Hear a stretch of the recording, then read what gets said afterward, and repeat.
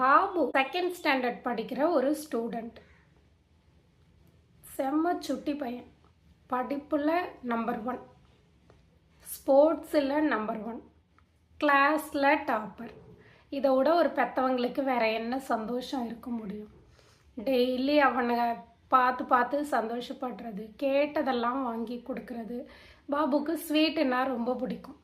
Daily ஸ்கூலில் அவங்க parent கொண்டு விடும்பொழுது ஒரு ஸ்வீட்டு, ரிட்டர்ன் வரும்பொழுது ஒரு ஸ்வீட்டு. யாராவது உங்கள் பையன் இப்படி இருக்கான், அப்படி இருக்கான், இவ்வளோ படிக்கிறான், இதில் இவ்வளோ ஃபஸ்ட்டு வாங்குறான் அப்படிலாம் சொல்லும் பொழுது ஆஸ் எ பேரண்ட்டாக எல்லாருக்கும் இருக்கிறது தான் பாபுவோட பேரண்ட்டுக்கும் ரொம்ப ஹாப்பியாக இருந்தது, ப்ரௌடாக இருந்தது. அதனால அவங்க பையனுக்கு எந்த குறையுமே இல்லாமல் ரொம்ப நல்லா பார்த்துக்கிட்டாங்க.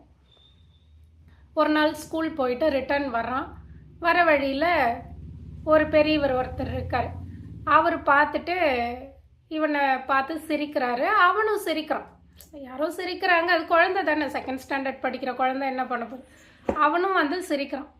சிரித்ததும் நீ உன் பேர் என்ன, நீ என்ன படிக்கிற எல்லாம் கேட்கும் பொழுது என் பேர் பாபு, நான் செகண்ட் ஸ்டாண்டர்ட் படிக்கிறேன், எங்கள் அப்பா அம்மா என்னை கூப்பிட வருவாங்க, அந்த மாதிரிலாம் அவன் சொல்கிறான். நீ நல்லா படிப்பியா அப்படின்னோடனே ஆமாம் நான் தான் ஃபஸ்ட்டு. இன்னும் நீ நல்லா படிக்கணும்னு ஆசைப்படுறியா அப்படின்னோடனே அவனுக்கு ஹாப்பி ஆகிடுச்சு. ஆமாம் நான் நல்லா படித்து பெரிய ஆளாகணும். உடனே அந்த பெரியவர் தன்னோட பேக்லேருந்து ஒரு ஸ்வீட் எடுத்து கொடுக்குறாரு. இவனுக்கு ரொம்ப சந்தோஷம். ஆகா, ஸ்வீட் எடுத்து கொடுக்குறாரு, நமக்கு பிடிச்ச விஷயமா இருக்கே அப்படின்னு சொல்லிட்டு உடனே அவன் அந்த குழந்தை என்ன பண்ணிட்டு ஸ்வீட்டை சாப்பிட்டான். அவ்வளோதான், அதுக்கு மேலே அவனுக்கு எதுவும் தெரில. அவன் பார்க்கும் பொழுது ஒரு பாழடைஞ்ச பங்களாவில் இருக்கான். அது எந்த இடம்னு தெரியல, எப்படி போனான்னு தெரில, எதுவுமே புரியல. அதுக்கப்புறம் அவன் கொஞ்சம் பேக் டு ஃபார்ம் வந்ததுக்கப்புறம் பார்க்குறான், அவனை மாதிரி நிறைய குழந்தைங்க அங்கே இருக்காங்க. கையில் குச்சி வச்சுட்டு ஒருத்தன் ஒவ்வொருத்தரையும் அடிச்சுட்டே இருக்கான். இவனுக்கு என்ன நடக்குதுன்றதை புரிஞ்சுக்கிறதுக்கே கொஞ்சம் நேரம் ஆணுது. அதுக்கப்புறம் அந்த பெரியவர் வராரு, வேறு யாரோ குழந்தைய கொண்டு விட்டுட்டு போகிறாரு. என்ன அப்படின்னா இது ஒரு பெரிய கேங்கு. இந்த மாதிரி சாக்லேட்டோ ஸ்வீட்டோ கொடுத்து குழந்தைங்கள கூட்டிகிட்டு வந்து அவங்கள ஏதோ ஒரு விதத்தில் கஷ்டப்படுத்தி பிச்சை எடுக்க வைக்கிறது தான் வேலை. அந்த காசை வாங்கி இவங்க வாழறது. இதெல்லாம் பார்த்ததும் பாபுக்கு அப்படியே துக்கம் தொண்டையை அடைக்குது, அழுக ஆத்திரம்லாம் வருது. ஐயோ அப்பா அம்மாவை விட்டுட்டோமே, நம்ம இவ்வளோ தூரம் வந்துட்டோமே, எங்கே இருக்கோன்னு கூட தெரியலையே அப்படின்னெல்லாம் அந்த குழந்தைக்கு ஒரே அழுக. என்ன பண்ணுறதுன்னு தெரில, எப்படி வெளியில் போகணுன்னு தெரியல, தப்பாக வந்து மாட்டிட்டோன்றது மட்டும் தெரியுது. ஆனால் வேறு என்ன பண்ணணுன்றது அந்த குழந்தைக்கு புரியலை. குழந்தைங்கள பார்த்துக்கிறதுக்காக ஒருத்தன் இருந்தான், அவனை பார்த்தாலே பயமாக இருந்தது. என்ன சொல்லிட்டு போனால், நான் இவங்களெல்லாம் கூட்டிகிட்டு போகிறேன், ஒன் டர்ன் வரும்போது நீ ரெடியாக இருக்கணும் அப்படின்னு. சரின்னு சொல்லி இவன் வேறு வழி இல்லாமல் மற்றவங்கெல்லாம் ஒவ்வொரு நாள் ஒவ்வொருத்தவங்க போவாங்க, அடி வாங்குவாங்க, அந்த மாதிரிலாம் இருந்தது. இவன் டர்ன் வரும் பொழுது இவன் போனான். வேறு வழியே இல்லை, சரியான சாப்பாடு இல்லை. கூட அந்த குழந்தைங்கள பார்த்துக்கிற ஆள் வந்து அவன் தான் கூட்டிகிட்டு போவான். ஒரு இடத்துல பேசஞ்சர் மாதிரி உக்காந்துப்பான். ரயில்வே ஸ்டேஷன், பஸ் ஸ்டாண்டு, அந்த மாதிரி ஏதாவது ஒரு இடத்துக்கு போயிட்டு காமன் பாயிண்ட்டுக்கு போயிட்டு அங்கே இவன் பேசஞ்சர் மாதிரி உட்காந்துருப்பான். அந்த குழந்தைங்க போய் பைசா கலெக்ட் பண்ணிட்டு வந்து இவன்கிட்ட கொடுக்கணும். நைட்டு இவன் கூட்டிகிட்டு போவான். இதுதான் அவங்களோட டாஸ்காக இருந்தது. அந்த மாதிரி இப்போ பாபுவோட டர்ன் வந்தப்போ இவனுக்கு ஒரே ஒரு எண்ணம் தான் மனசில் இருந்தது, எப்படியாவது இங்கேருந்து தப்பிக்கணும். அது மட்டும்தான் அவனோட ஒரே ஒரு கோலாகவே இருந்தது. பெக் பண்ணிட்டு போயிட்டே இருக்கும் பொழுது அந்த பார்த்துக்கிறதுக்கு இருந்தவன் கண்ணிலேருந்து கொஞ்சம் தூரம் தாண்டி போயிட்டான். தாண்டி போனதுக்கு அப்புறம் பார்த்தா அங்கே ஒரு காப் இருந்தார். இவனுக்கு கொஞ்சம் ஹாப்பி ஆகிடுச்சு. அவர்கிட்ட போய் அவரை கூப்பிட்டு, அங்கிள் இந்த மாதிரி ஒருத்தன் குழந்தைங்களெல்லாம் பிடிச்சி வச்சுருக்கான், ஆனால் நான் சொன்னேன்னு சொல்லக்கூடாது, எங்களை எப்படியாவது காப்பாற்றிடுங்க, நாங்கள் வீட்டிலேருந்து தனியாக வந்துட்டோம், இப்படி தான் நடந்ததுன்னு எல்லாத்தையும் அவன் வந்து நரேட் பண்ணிட்டான். போலீஸ் ஓகே நான் பார்த்துக்கிறேன் அப்படின்னு சொல்லிட்டு மஃப்டியில் இருந்தவங்கள கூப்பிட்டு முன்னாடி சொல்லிட்டு யாருன்னே தெரியாத மாதிரி இந்த பையன் அவங்கள ஃபாலோ பண்ணிட்டு போனான். போய் கரெக்டாக இவர் தான் அப்படின்னு அந்த ஆளை காமிச்சதும் போலீஸ் வரும் அப்படின்றத எதிர்பார்க்காத அந்த ஆள் தப்பிச்சு ஓட முடியல. அவன் ட்ரை பண்ணுறதுக்குள்ளே போலீஸ் அவனை பிடிச்சிட்டாங்க. பிடிச்சி கூட்டிகிட்டு போய் விசாரிக்கிற மாதிரி விசாரிக்கும் பொழுது அவன் எல்லாத்தையும் சொல்லிட்டான். அவனை கூட்டிகிட்டு போய் அந்த பாழடைஞ்ச பங்களா எங்கே இருக்குன்னு காமிக்க சொல்லி அங்கே இருந்த எல்லா குழந்தைங்களையும் மீட்டுட்டாங்க. இதெல்லாம் பப்ளிசிட்டி ஆச்சு. எல்லாரோட பேரண்ட்டும் வந்தாங்க. குழந்தைங்க அவங்கவுங்க வீட்டுக்கு போனாங்க. பாபு அவங்க அப்பா அம்மா கிட்ட கொண்டு சேர்த்தாங்க. இதெல்லாம் நடந்தது. இந்த கதையை படிக்கும் பொழுது எனக்கு ஒரு விஷயம் தோணுச்சு. படிப்பு, காசு, இது 2 தான் இப்போ நம்ம நம்ம குழந்தைங்களுக்கு சொல்லி கொடுக்குறோமா, இல்லை அதை மட்டும்தான் நம்ம ப்ரையாரிட்டைஸ் பண்ணுறோமா? படித்தா வேலை கிடைக்கும், வேலைக்கு போனால் சம்பாதிக்கலாம், படித்தா வேலை கிடைக்கும், வேலைக்கு போனால் சம்பாதிக்கலாம், இந்த 2 மட்டுமே வாழ்க்கைக்கு போதுமா அப்படின்னா நிச்சயமாக கிடையாது. நமக்கு முதல்ல அறிவு வேணும். படித்தா அறிவு வரும். ஓகே, அதில் யாருக்கும் எந்த டவுட்டும் இல்லை. யாரும் படிக்க வேண்டாம்னு சொல்லலை. நிறைய படிக்கணும், நிறைய அறிவு வேணும். அந்த அறிவெல்லாம் வச்சு என்ன பண்ணணும்? அறிவு இருந்தால் போதுமா? நமக்கு ஞானம்னு ஒன்று இருக்கே, அது இருக்கணுமே. அப்போ ஞானம்னா என்னன்னே நமக்கு இப்போ மறந்து போக ஆரம்பிச்சிருச்சு. அறிவு மட்டும்தான் ஞானம்னே நம்ம நினச்சிட்டு இருக்கோம். அது கிடையாது. என்னன்னு தெரிஞ்சுக்கிறது தான் அறிவு. ஆனால் அந்த அறிவை வச்சு நமக்கான ஒரு எக்ஸ்பீரியன்ஸ் இல்லை, அந்த ஆழ்ந்த சிந்தனைலாம் சொல்கிறோம் இல்லையா, அந்த சிந்தனை நமக்கு ஞானம் இருந்தால் தான் வரும். ஒன்றும் இல்லை, ஒரு புரிஞ்சுக்கிற மாதிரி ஒரு எக்ஸாம்பிள் சொல்லணும்னா, எல்லாருக்கும் நெருப்பு சுடும். இது யாருக்குமே தெரியாத ஒரு விஷயம் கிடையாது. எல்லாருக்குமே தெரியும். எப்போதுமே சுற்றுமா. நம்ம கற்பூரத்தை கையில் ஏற்றுறோம். அதனால நமக்கு பெருசாக ஒன்று அப்படின்ற ஒரு சவுண்டோட நம்ம சரியாயிடுது. நமக்கு பெருசாக ஒன்றும் ஆகுறது இல்லையே. அப்போது ஒவ்வொரு விஷயமும் எந்த அளவுக்கு செய்யணும், அதனால எது வரைக்கும் போனால் நமக்கு பாதிப்பு இல்லை, எதுக்கு மேலே போனால் பாதிப்பு இருக்குது அப்படின்றத உணர்றது தான் ஞானம்.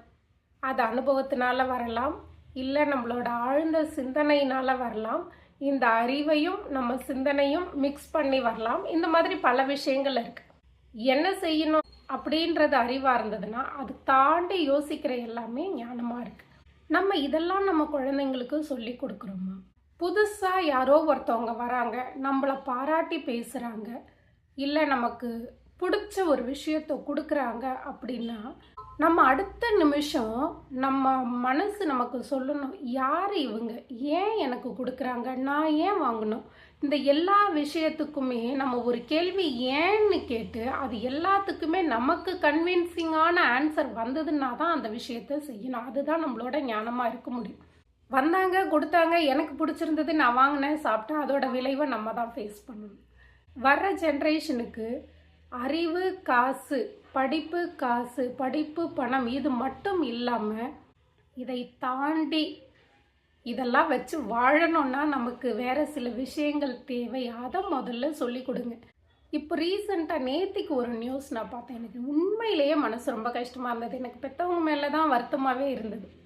அதை கோபம்னு கூட சொல்ல முடியாது. ஒரு 18 வயசு பையன் செல்ஃபோன் வேணும்னு, ஐஃபோன் வேணும்னு கேட்டிருக்கான். அவங்க பேரண்ட்டு முடியாது அப்படின்னெல்லாம் சொல்லியிருக்காங்க. ஆனாலும் இஎம்ஐயில் ஐஃபோன் வாங்கியாச்சு. ஐஃபோனுக்கு இஎம்ஐ கட்டிகிட்டு இருந்திருக்காங்க. தொடர்ச்சியாக கட்ட முடியல. அவங்களோட குடும்ப சூழ்நிலை, வருமானம் பத்தில் வாங்கிறதுக்கு முன்னாடியே சொல்லியிருக்காங்க. ஆனாலும் அந்த பையன் கேட்காததுனால ஐஃபோன் வாங்கியாச்சு. இப்போ இஎம்ஐ கட்ட முடியல. அந்த நெருக்கடியை தாங்க முடியாமல் அப்பா கிட்ட அவன் காசு கேட்டிருக்கான். அப்பா கிட்ட இருந்தால் தானே கொடுக்க முடியும். அவர்கிட்ட காசு இல்லை. அந்த பையன் என்ன பண்ணியிருக்கான், ஒரு பெரிய மலையில் போய் ஏறி நின்று, நீ காசு கொடுக்கலன்னா நான் குதிச்சிருவேன் அப்படின்னு சொல்லி மிரட்டியிருக்கான். அவங்க பேரண்ட்டு உடனே ஃபயர் சர்வீஸ்க்கு, லோக்கலில் அந்த பஞ்சாயத்து தலைவருக்கு எல்லாருக்குமே சொல்லிட்டாங்க. கீழே எல்லாருமே அசம்பிள் ஆகிட்டாங்க. கீழே இறங்கு அப்படின்னு சொல்கிறாரு. அவன் மாட்டவே மாட்டேன் அப்படின்ற மாதிரி ரொம்ப அடமெண்ட்டாக இருந்திருக்கு. ஸோ வேறு ஆப்ஷன் இல்லாமல் இந்த அப்பா அம்மா 2 பேரும் சரி நம்ம பேசி கூட்டிகிட்டு வரலாம் அப்படின்னு சொல்லி மேலே போயிருக்காங்க. அவன் அப்படி ஒவ்வொரு ஸ்டெப்பாக முன்னாடி வச்சு வந்துகிட்டே இருக்கும் பொழுது ஒரு ஸ்டேஜில் அப்பா அவன் கையை பிடிச்சி பின்னாடி இழுக்க ட்ரை பண்ணும் பொழுது அவன் ஃபோர்ஸில் இழுத்து அட் எ டைம் அப்பா பையன் 2 பேருமே மலையிலேருந்து கீழே விழுந்து தவறி போயிட்டாங்க. இதை பார்த்த அம்மா என்ன செய்யறதுன்னு தெரியாமல் அவங்க வாலண்டியராக குதிச்சிட்டாங்க. ஒரு ஐஃபோன்னால் ஒரு 18 வயசு அவனோட அப்பா அம்மா ஒரு ஃப்ராக்ஷன் ஆஃப் செகண்டில் அத்தனை ஊர் மக்கள் முன்னிலையில் எல்லாரோட லைஃப்பும் முடிஞ்சு போச்சு. நம்ம குழந்தைங்களுக்கு கேட்டதை வாங்கி தரணும். ஓகே, நம்ம பட்ட கஷ்டம் படக்கூடாது, அதில் எந்த மாற்று கருத்தும் கிடையாது. ஆனால் கஷ்டம்னா என்னன்னு சொல்லி கொடுக்கணும்ல. எப்போ அவங்களுக்கு தெரியும்? நம்மெல்லாம் சைக்கிள் ஓட்ட கற்றுக்கிட்டோம், கீழே விழாமல் இருந்தோமா, பிடிச்சிக்கிட்டே வரேன்னு சொல்லுவாங்க, நம்ம திரும்பி பார்த்தா இருக்க மாட்டாங்க. கீழே விழுந்துட்டோம்னா கரெக்டாக கையில் மருந்து வச்சுட்டு நிற்பாங்க. அப்போ அதனால நம்மளை விட்டு வளர்த்ததுனால தான் நம்ம ஒரு விஷயத்த செய்ய முடிஞ்சுது. ஆனால் இப்போ நம்ம என்ன பண்ணுறோம்? சைக்கிள் ஓட்டணுமா, நான் கூடவே வரேன். இல்லை நீ சைக்கிள் ஓட்ட ஆரம்பிச்சிட்டியா, உன்னை ஃபாலோ பண்ணிகிட்டே வரேன். எவ்வளோ நாளைக்கு நம்ம ஃபாலோ பண்ண முடியும்? அவங்கள ஃப்ரீயாக விடணும். அவங்க தப்பு பண்ணட்டும். தப்பு பண்ணுனா இது தப்பு, நான் இருக்கேன் அப்படி தான் நம்ம சொல்லணுமே ஒழிஞ்சு, தப்பே பண்ணக்கூடாது, கஷ்டமே படக்கூடாது அப்படின்னும் பொழுது ஒரு சின்ன சின்ன விஷயங்களை கூட அவங்களால அந்த நெகட்டிவாக நடந்தது, இல்லை அவங்களுக்கு அகெயின்ஸ்டாக அவங்க எதிர்பார்க்காம நடந்தது அப்படின்னா ஏற்றுக்கிற பக்குவம் பெரும்பாலான குழந்தைங்கள்ட்ட இந்த ஜென்ரேஷனில் இல்லை. அதனால முடிஞ்ச வரைக்கும் உங்கள் குழந்தைங்களுக்கு நோ சொல்லி கொடுங்க. அடுத்தவங்கள்ட்ட எப்படி பழகணும், எவ்வளோ பழகணும், பார்க்குறதோ சிரிக்கிறதோ நல்லா இருக்கீங்களான்னு கேட்குறதோ தப்பே கிடையாது. ஆனால் ஒரு பொருள் ஒருத்தவங்க கொடுக்குறாங்க அப்படின்னா ஏன் நமக்கு கொடுக்குறாங்க, நம்ம அவங்களுக்கு என்ன பண்ணணும், எதுக்காக எனக்கு கொடுக்கணும், ஏன் என் அப்பா அம்மா கிட்ட போய் கொடுக்கல, ஏன் அவங்க கிட்ட பேசலை, இந்த மாதிரி எல்லா விஷயத்துக்கும் ஏன் கேட்கணும்.